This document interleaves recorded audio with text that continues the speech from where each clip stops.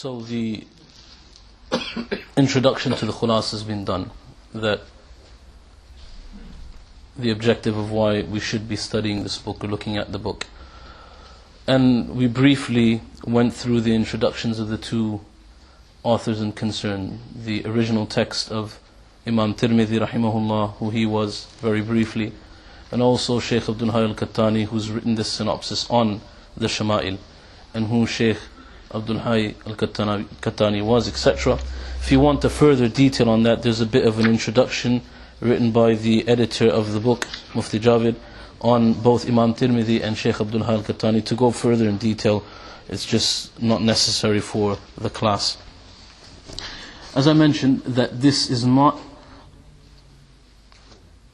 a hadith collection book per se, that Imam Abd Hayy al-Kattani did not relate a hadith specifically, but he made reference to the hadith that were brought by Imam Tirmidhi rahimahullah in his ash-Shama'il al-Muhammadiyya.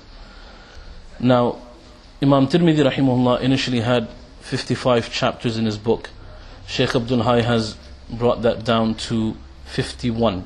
There are 51 chapters in this book, and the first chapter is dedicated to the physical description of the Prophet ﷺ. It consists of 24 different points. 24 points which looks at, in different ways, descriptions of the Prophet ﷺ's physical body, and also it makes reference to non-physical things as well, the humbleness of the Prophet ﷺ, etc. So I was thinking of the best way to tackle the book, and to go through the book statement per statement. There would be a lot of repetitive statements that we'd look at, etc. So what I've done is we're not going to go through the book statement per statement, but I've looked through the different points that have been mentioned and referenced by Shaykh Abd Hayy, i.e. the ahadith that have been referenced, and I've tried to summarize the summary of Shaykh Abd Hayy al-Kattani to make it easier to understand. So for example, in this first chapter, the physical description, there are 25 different physical points that are discussed by Shaykh Abd Hayy. For example, the fingers of the Prophet ﷺ, the soles of the feet of the Prophet ﷺ, the back, the shoulders, etc., all differently or together in one hadith mentioned. So what I've done is, there are those points, we'll go through each one of those points separately, dependent on what we're talking about on that particular night. Today, it would be ideal that we start off with, from the physical description of the Prophet ﷺ, the face, the blessed face of Rasulullah ﷺ. And from the blessed face of the Prophet ﷺ, there are approximately 9 different things that Shaykh Abd Hayy al-Kattani rahimahullah makes reference to. He makes reference to the blessed head of the Prophet ﷺ. He makes reference to the eyes of the Prophet ﷺ and its description. He makes mention of the nose of the Prophet ﷺ, the teeth of the Prophet ﷺ, the overall beauty of the face of the Prophet ﷺ, the beard of the Prophet ﷺ, the cheeks of the Prophet ﷺ, the forehead of the Prophet ﷺ, and the Prophet ﷺ's blessed mouth. And there may be things that I've missed out that will come across as we're going through this as well. And obviously each one of these are quite detailed. Some not as much as the others. For example, you take Aynul Rasul, the blessed eyes of the Prophet ﷺ. The Shaykh Abd Hayy has just made reference to its physical appearance, how they looked. That the Prophet ﷺ was wide-eyed, but not over wide-eyed. They were big. The pupils were excessively black. There were red sort of veins running through the eyes, etc. And then there's an entire discussion of, in Sharia, just how powerful the eyes of the Prophet ﷺ was given. That in the riwayat of Imam Bukhari rahimahullah, there's mentioned by the Prophet ﷺ that do not, and this turns into a fiqhi discussion about qiraat khalf al-imam, etc. But the Prophet ﷺ, he mentions to the companions behind him that I can actually see you what you're doing in your prayer, your ruku', your sujood. So then the discussion of how that's possible. That the Prophet ﷺ obviously was given eyes like ourselves in the makeup of eyes. That he had eyes on the front of his face and he would see. So how was it possible that he perceived people from behind? And the entire discussion, the difference of ulama. So each one is quite detailed. And they all, the Prophet ﷺ, the Sahabas were so noteful of the Prophet ﷺ, they all were carefully picked out by the companions. All these descriptions, and they were noted by the companions. It held a lot of importance to them. In today's sort of gathering, what we're going to look at is three things, hopefully. The overall beauty of the Prophet ﷺ, the husn, and just for people that do take notes and are interested in it, the overall husn of the Prophet ﷺ, Sheikh Abd Hayy al-Kattani makes reference to that in point 20, 22 and 23. Point 20, 22 and 23, three areas where he discusses the overall beauty of the Prophet ﷺ. Also today we'll look at the nose, the nose of the Prophet ﷺ, which is referenced in point number 15. And we'll look at Jabinul Rasul, the forehead of the Prophet ﷺ, which is referenced in point number 14. So point 14, point 15, point 20, 22 and 23 is what we'll get an understanding of today. And obviously we'll start off with the overall beauty of the Prophet ﷺ. Just what type of husn and beauty was given to Rasulullah ﷺ. The very famous ode mantle, the Qasida Burda, which for some holds its controversies, but khair beyond that, Allama Busiri, rahimahullah, a very interesting story of how this Qasida was presented to the Prophet ﷺ. One historian writes that Allama Busiri, rahimahullah, was actually paralyzed. He was going through paralysis, and in this illness he conjured a couplet, well, quite a lengthy one, a poem in praise of the Prophet ﷺ. And he presented that to the Prophet ﷺ, and the night that he presented it, when he went to sleep, he saw the Prophet ﷺ in his dream. And the Prophet ﷺ, noticing that he was suffering from this illness, he placed his hand on Allama Busiri rahimahullah. And it's written that he woke up being relieved of that paralysis. And many people, they listen to these types of anecdotes and stories and accounts, and they become very questionable for them. And the reason for that is that, look, Allah has a nizam. Allah has a system.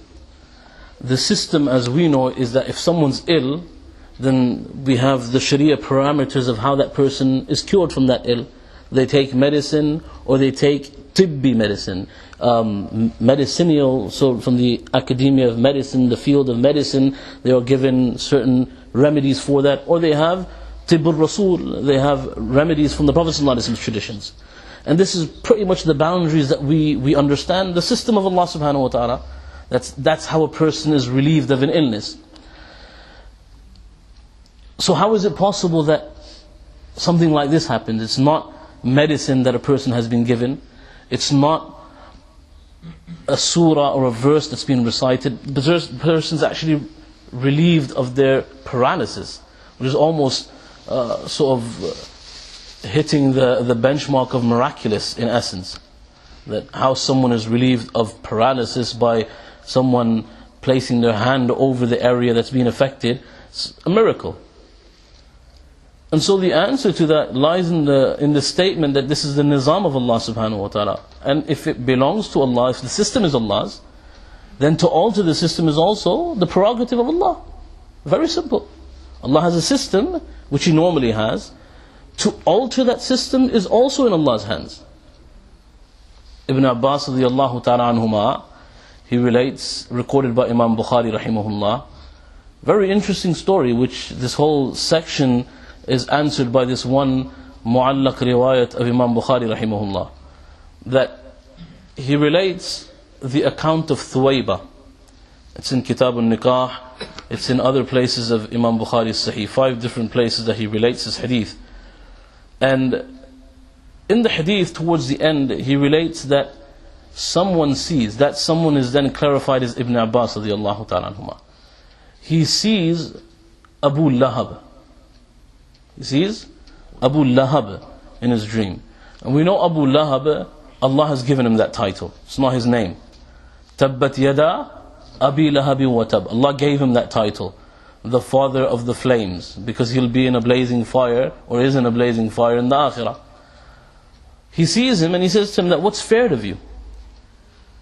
What's happened with you with Allah subhanahu wa ta'ala? How has He dealt with you? We know that you used to really trouble the Prophet sallallahu alaihi wasallam. You caused the Prophet sallallahu alaihi wasallam all sorts of grief. So what has he done with you?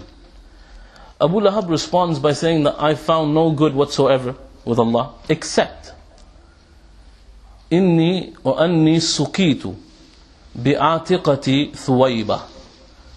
That when the Prophet sallallahu alaihi wasallam was born, and Rasulullah sallallahu alaihi wasallam's news of Abdullah's son, Amina radiyallahu ta'ala anhuma's son, coming into existence, then the custom of the Arabs of that time were that if someone brought about good news, then the bearer of that good news would be gifted with something.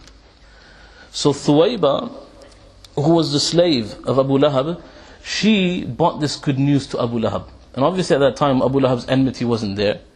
He didn't know that this child that was born was one day going to be a prophet and challenge the tribal, balki global leadership that was around at that time and for the rest of humanity. So he had no enmity. This was something that was very much appreciated by Abu Lahab. And usually what would happen is that a monetary gift, whether it be that be in the form of clothing, in terms of actual gold, or animals, would be given to the bearer of good news. But he took it a step further. When Thuwayba brought this news that Abdullah's child has come into existence, he actually freed her. He freed her. And so he says in this riwayah that's been recorded by Imam Bukhari rahimahullah, amongst others, that Allah subhanahu wa ta'ala was so moved, in essence, or was so pleased with what I did. What I did for someone that I didn't know was going to be a prophet, and when he became a prophet, I became his worst enemy.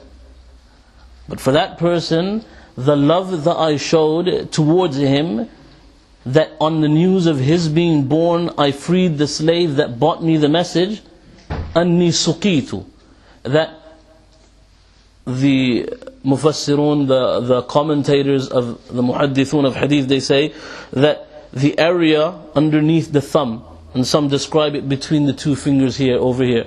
He says that Allah subhanahu wa ta'ala opens that up for me, and He allows me to drink on Mondays, the day that the Prophet ﷺ was born, and I freed the slave. Why?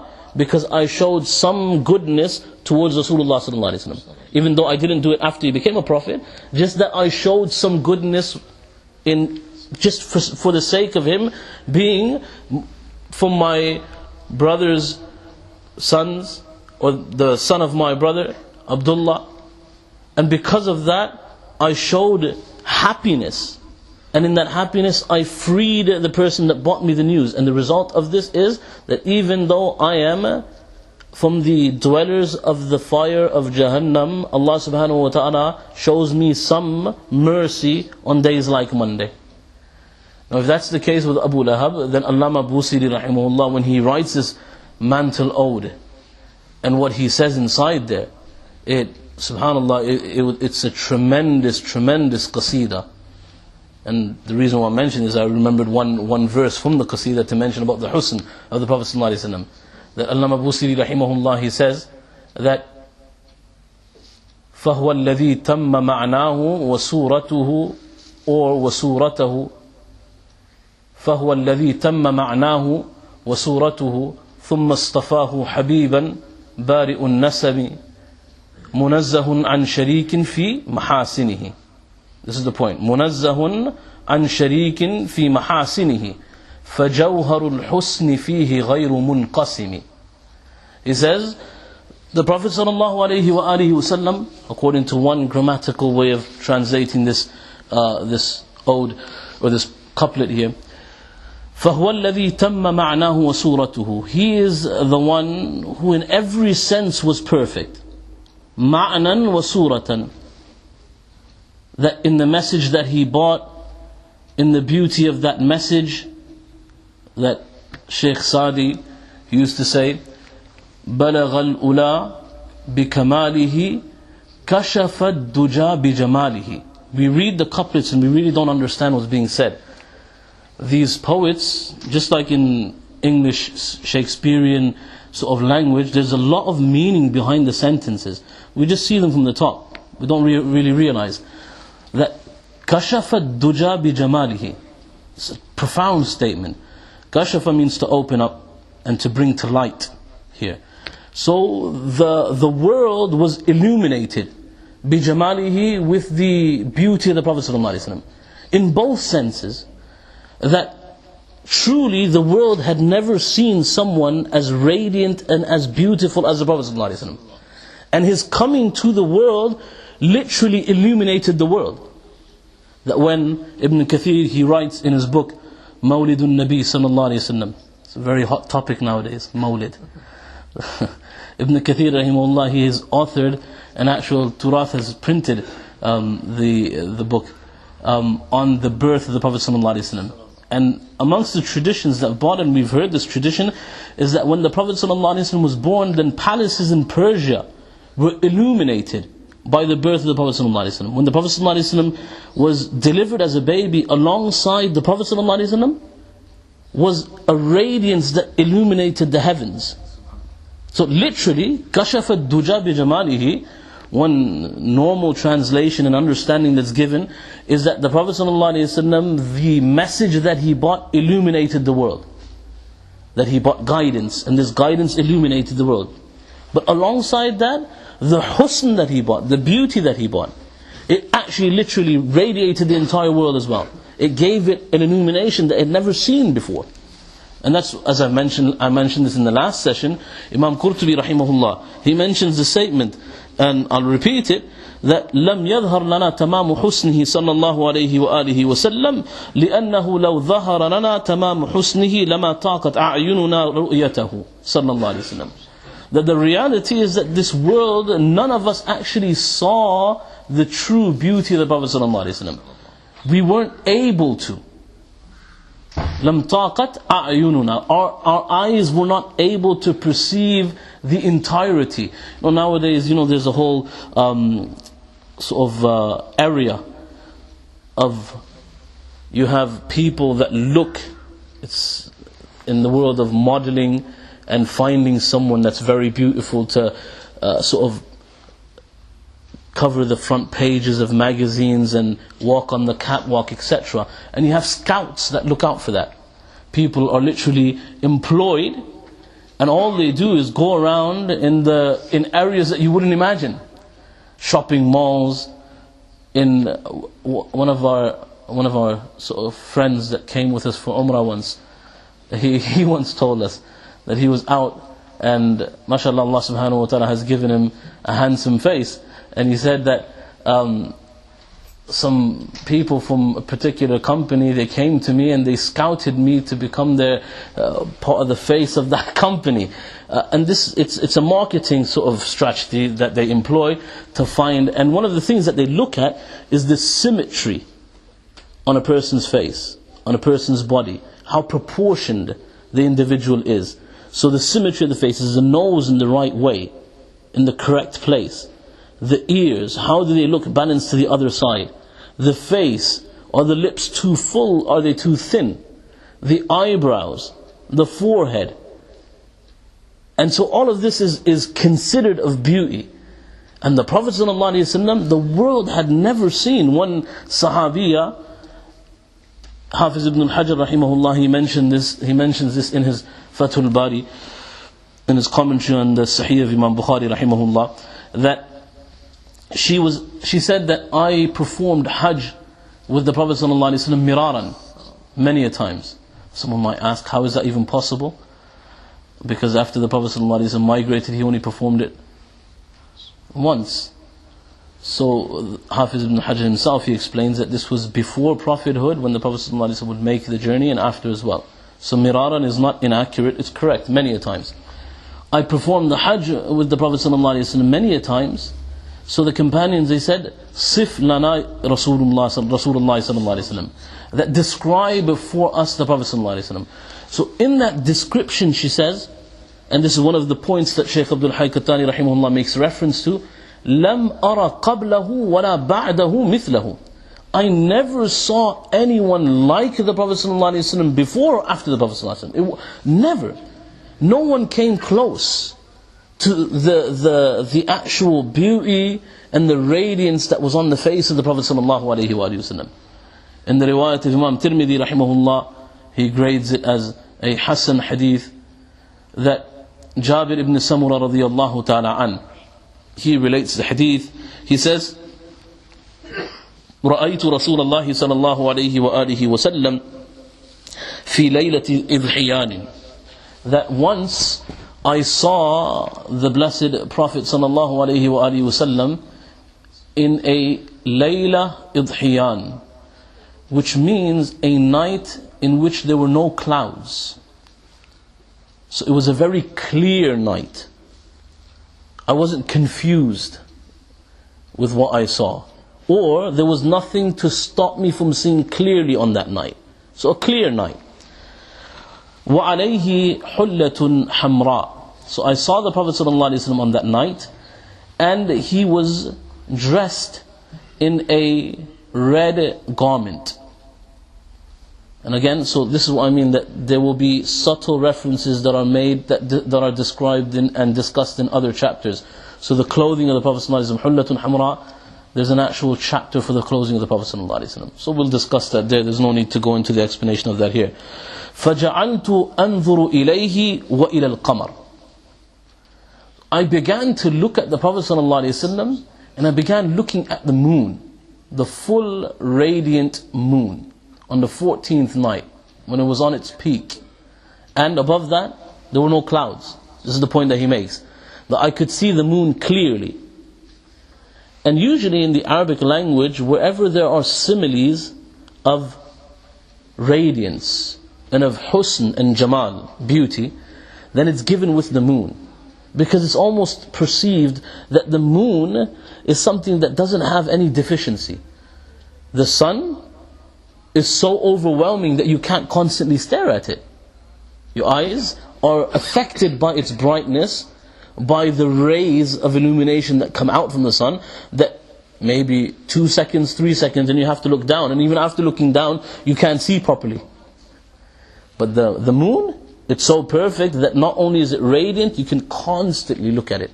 And one of the things that, not maybe us city dwellers, but those that have ever been to the countryside, or have ever been in an area where the skyline isn't littered and polluted with skyscrapers, but instead you're able to see the horizon, and you're able to see.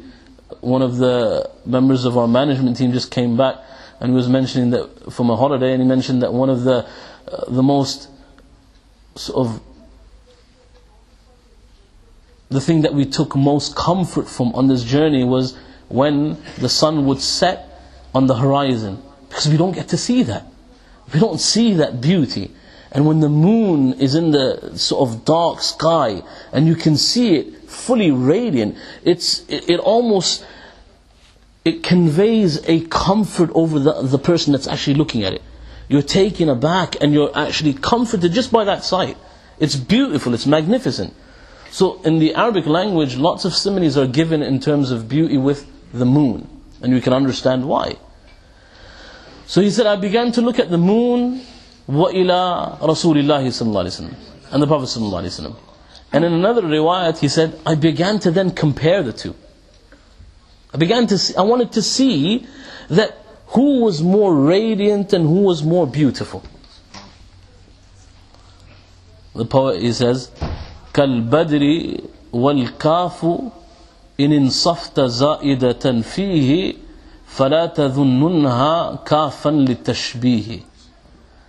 It says, كالبدر, the simile of describing the Prophet ﷺ to the moon. إِنْ انصفت زائدة وَالْكَافُ إِنْ انصفت زائدة فيه. The kaf before Badr, in the Arabic language, the letter kaf is used to make sort of comparisons, make similes between two things. كالقمر, like the moon. كالوجه, like the face.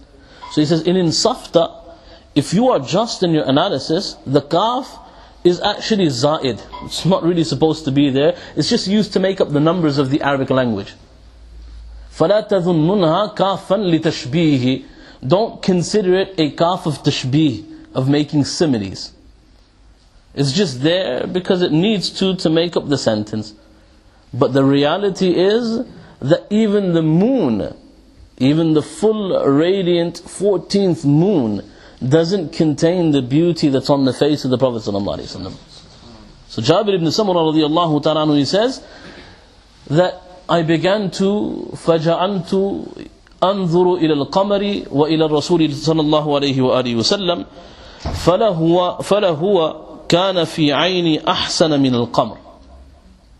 And after making this constant sort of comparison, looking at the moon, looking at the Prophet ﷺ's face, looking at the moon, looking at the Prophet ﷺ's face, then I had to come to the conclusion, he says, I had to come to the conclusion that Rasulullah ﷺ was actually more beautiful in my eyes than the moon. There was more radiance that illuminated on the face of the Prophet ﷺ than the actual glow. You know, you have a glow that surrounds. This is one of the explanations that's given in Fathul Bari. The glow that's around the moon. The radiance is one, and then there's a glow around the moon. And that's almost as if the radiance coming off. So he says the radiance of the Prophet ﷺ was stronger and greater than that I saw in the actual moon.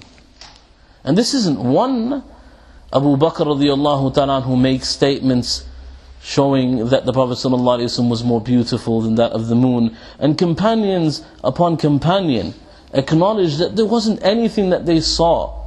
In fact, in one narration, it's not even about people. Shay'an is the word that's used. I never saw anything that was more beautiful than Rasulullah sallallahu alaihi wasallam. And what's interesting is that perception of beauty is relative, very relative. That what I may consider beautiful, you may not. Layla Majnoon, what Majnoon thought Layla was, others in some accounts of the story thought Majnoon was one you wouldn't look at twice. Layla wasn't someone that you would look twice at. But for Majnoon, he used to say that the problem is that you're looking with your eyes. Look with my eyes and you'll see something different. The problem is that you're using your eyes to see. It's relative. But with the Prophet ﷺ, someone who loved, someone who disliked, in all of their eyes, you won't find a single account where someone found a discrepancy with the physicality of the Prophet ﷺ. It's remarkable. It wasn't that only those who were on his side. The very famous account of Hinda, when she accepted Islam, the statement she makes. She says, there was a time where your face was abghad ilayya. Something to think about. She said, it was the most disliked. She didn't say the one that was the ugliest. Why? Why couldn't she make that statement? Because even the enemies, even those who disliked the Prophet ﷺ, they couldn't fight the fact that his blessed face was so handsome. It was so beautiful that they actually never saw anything like that. So she had to say it was something that I disliked. وَالْآنْ أَحَبُّ إِلَيَّ. It's the most beloved to me. I have begun to like it. But she couldn't say it's something that I found fault with. This was what was, as I mentioned in the first session that we had, whatever the Prophet ﷺ was granted by Allah, it was granted in perfection, complete perfection. You couldn't find fault in the husn of the Prophet ﷺ, in the beauty of the Prophet ﷺ. Aisha radiyallahu ta'ala anha,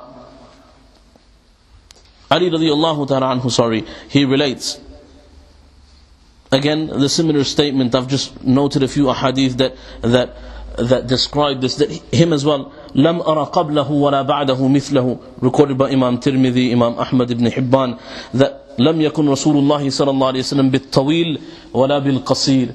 The Prophet sallallahu alaihi wasallam was not excessively tall, nor was he a midget, nor was he completely short. شثن الكفين والقدمين. The Prophet sallallahu alaihi wasallam's palms and his feet were fully fleshed. And these are all different body parts that obviously we'll cover over time. ضخم الرأس. The Prophet sallallahu alaihi wasallam's head, blessed head, was big, proportionately. وضخم القراديس. The areas where the joints, where limbs met, those areas were big, they were prominent. طويل المسربة. The Prophet ﷺ had a thin line from the chest to the navel of hair. And this was, the Sahabas, they mentioned, this was the only hair that was on the chest of the Prophet ﷺ. He wasn't excessively hairy. إذا مشى تكفؤا كأن من حط من صبب. When the Prophet ﷺ walked, he walked as if he was on a slope, descending. The Prophet ﷺ would walk almost angled towards the direction that he was walking in. And this is again another chapter, the walk of the Prophet ﷺ. And then he says, لَمْ أَرَ قَبْلَهُ وَلَا بَعْدَهُ مِثْلَهُ. I too make the statement that I never saw anyone as beautiful as the Prophet ﷺ. Not before the Prophet ﷺ, not after the Prophet ﷺ.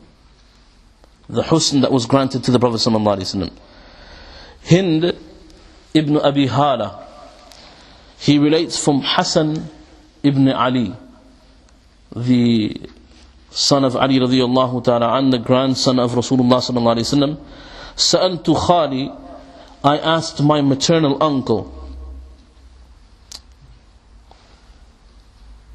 that about the Prophet sallallahu alayhi wa sallam. And in the statement that he makes, this is recorded by Imam Tirmidhi in ash-Shama'il, there is discussion on its authenticity, on what level and grade it's given, but it's one of the asl and one of the almost important ahadith in which the characteristics of the Prophet ﷺ, both physical and non-physical, are described. And so it's used quite regularly in the description of the Prophet ﷺ. And in that he mentions يَتَلَأْلَأُ وَجْهُهُ تَلَأْلُؤُ الْقَمَرِ لَيْلَةَ الْبَدْرِ, that the Prophet ﷺ's face would glow with radiance, just like you'd see from the moon on the 14th night, when it was completely full. And so this was continuous description of the Prophet ﷺ's beauty that, again, the books of hadith are filled with. And I mentioned this is a challenge. You won't find anyone, be it someone who supported the cause or someone who didn't support the cause, who found fault with the physical description of the Prophet ﷺ, who found fault with the radiance that came out. There's one reference that's made in terms of the teeth of the Prophet ﷺ. Imam Tirmidhi rahimahullah mentions in his Ash-Shama'il that such was the nur on the Prophet ﷺ's face, this radiance that I'm talking about, that the Prophet ﷺ, his blessed teeth were, and this was considered, in fact, in those days, the women would actually file their teeth to make it such that you have teeth that are very close gapped, almost as if the gap is non-existent. And then you have teeth which have a natural gap between one another, symmetrical, a small line between each tooth. And as I mentioned, the women of that time, they would actually file their teeth to gain that gap. They would try to, if they didn't have it, they tried to make that gap. So Ibn Abbas radiyallahu ta'ala anhuma, he mentions that, again, there is discussion on the authenticity, but because of the overwhelming ahadith that speak of the nur, it's very much likely that this was actually observed, that when the Prophet ﷺ, when he spoke, ru'ya kan nur, you could see a light that would come out of the mouth of the Prophet ﷺ. Some commentators have said that what's meant by that is the obvious guidance that came out of it. So it's not something that was sensory. You couldn't actually see it. But many commentators say no, it was something sensory. You could see a nur that would escape the mouth as the Prophet ﷺ spoke, from those gaps, or from the tooth that was chipped in the battle of Uhud, and there became a bigger gap that then was naturally there. And from that you can actually see something that would come out of the mouth of the Prophet ﷺ as in the form of nur. It was covering the Prophet ﷺ, this radiance. It was so apparent on the face of the Prophet ﷺ that Hassan ibn Thabit radiyallahu ta'ala an, he used to say that وَأَجْمَلُ مِنْكَ لَمْ تَرَقَتُّ عَيْنِي وَأَحْسَنُ, and some people have written وَأَضْوَى مِنْكَ لَمْ تَلِدِ النِّسَاءُ خُلِقْتَ مُبَرَّأً مِنْ كُلِّ عَيْبِ كَأَنَّكَ قَدْ خُلِقْتَ كَمَا تَشَاءُ. That more beautiful than yourself no eye has ever seen. No one has set their eyes on someone more beautiful than yourself. وَأَحْسَنُ, and more handsome, or the other translation, وَأَضْوَى, more radiant than you, لَمْ تَلِدِ النِّسَاءُ, no mother has given birth to. خُلِقْتَ مُبَرَّأً, such was your perfection in terms of your physicality. خُلِقْتَ مُبَرَّأً مِنْ كُلِّ عَيْبِ, you were born free from any deficiency. So he sums it up. He says, the only thing I can say, كَأَنَّكَ قَدْ خُلِقْتَ كَمَا تَشَاءُ. It's as if you had a blueprint of yourself before you were born, and you took that blueprint and you presented it in front of Allah subhanahu wa ta'ala and said, Ya Allah, this is how I want to look. كَأَنَّكَ قَدْ خُلِقْتَ كَمَا تَشَاءُ. It's as if you've been created as you wanted. So how you wanted yourself to appear. Imagine what Hassan is saying, that if any of us are given that chance, what detail we'd spend. That my biceps should be this big and my abs should be carved into an 8-pack instead of a 6-pack, etc., etc. But the Prophet ﷺ, he's saying that such perfection was granted to you, Ya Rasulullah, that it's as if you chose the body that you wanted, you chose the face that you wanted, the teeth that you wanted, the nose that you wanted, the ears that you wanted, the eyes that you wanted. Every element of your countenance, Ya Rasulullah ﷺ, was chosen by you. Thus there was complete perfection. So this was just a summary of how beautiful the Prophet ﷺ was. Truth is, no simile can do justice, no tongue can do justice to the Prophet ﷺ's husn, to what he looked like. One of my teachers is Mawlana Bilal Sahab. He used to say in class, Mr. Sharif, he used to give an example. He says that, look, someone who's never tasted honey, you can spend month after month describing honey to them. What do they understand by your description what honey is? It's still void of that taste. Until you don't put it in your mouth, you don't take that drop and have it on your mouth, you won't understand what honey is.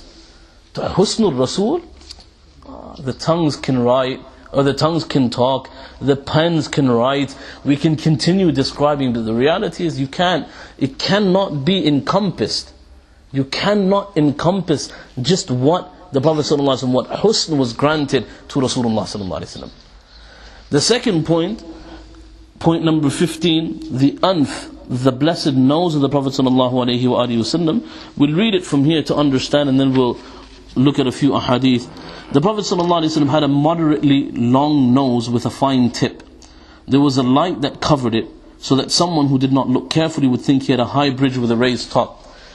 Rasulullah ﷺ's nose, the best, or the one of the best sort of descriptions that I've found is mentioned by Shaykh Yusuf al-Nabhani in his Wasa'il al-Wusul fi Shama'il al-Rasul. He writes that Tawil al-Unf, or Anf, ma'adiqqati amnibatihi, that the Prophet ﷺ's nose was lengthy, long, but not excessive. Nothing of the Prophet ﷺ was excessive or out of proportion.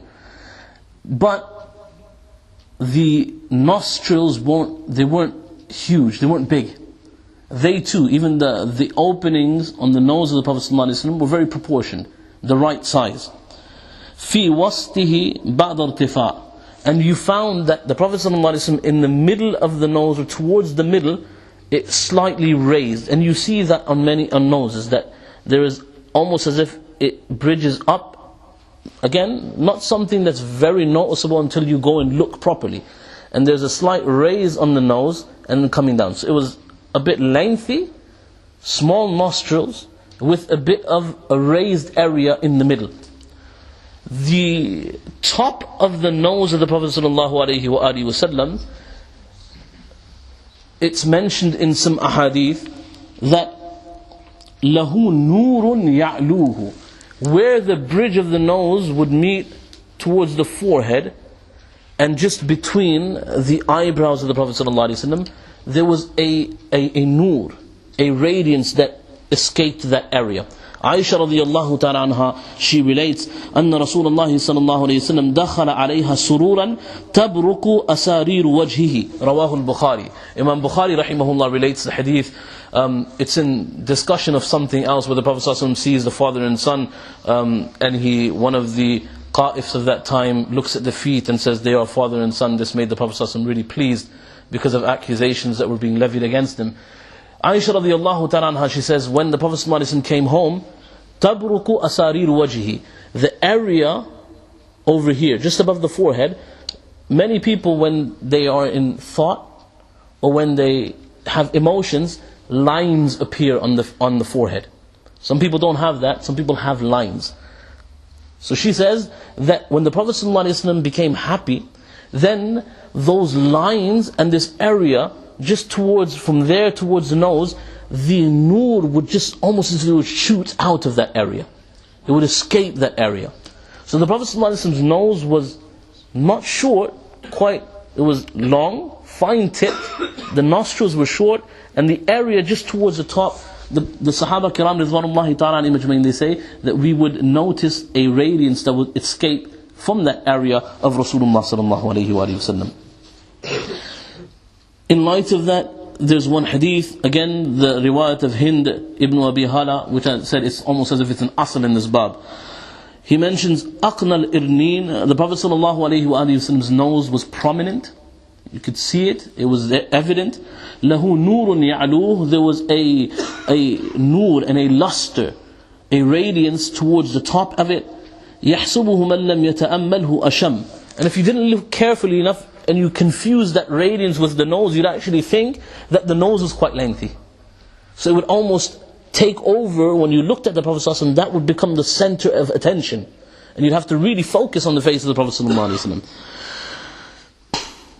The forehead of the Prophet ﷺ, which is almost in line with what we're talking about, Sa'id ibn al-Musayyib radiyallahu ta'ala anhu, he says that the Prophet ﷺ, and this is a description we find also from Ali karramallahu wajhahu, also from Hind ibn Abi Hala, that the Prophet ﷺ wasi'ul jabin.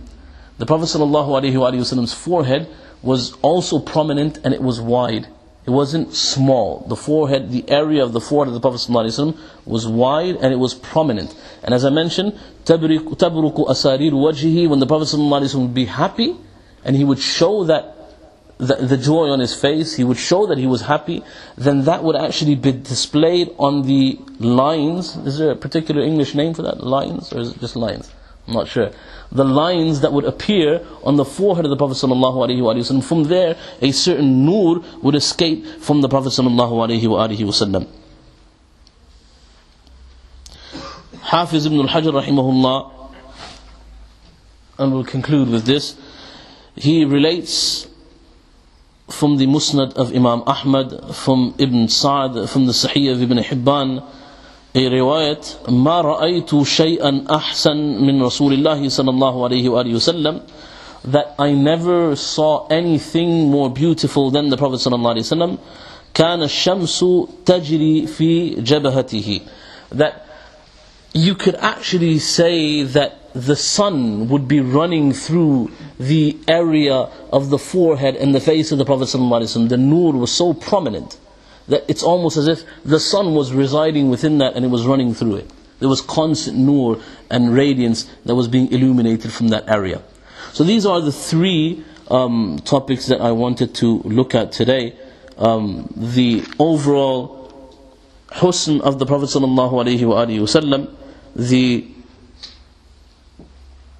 forehead and the nose of the Prophet ﷺ. Just one final sort of statement or hadith of the Prophet ﷺ, and we'll conclude with that, is that once the Prophet ﷺ was described by Bara ibn Azib radiyallahu. He was actually asked, Su'il al-Bara radiyallahu ta'ala an, was the Prophet ﷺ's face more like the